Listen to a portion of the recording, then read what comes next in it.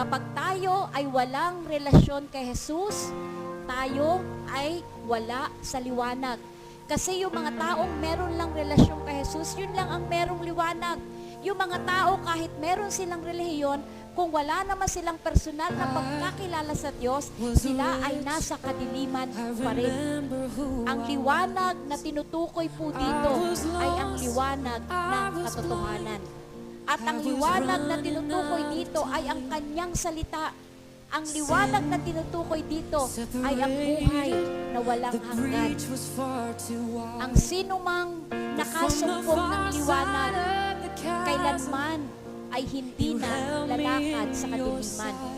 Nung tayo po ay nasumpungan ni Kristo, isinuko natin ang ating buhay sa Kanya. Nagkaroon ng liwanag. At ang liwanag ay ang liwanag ng buhay. Kaya,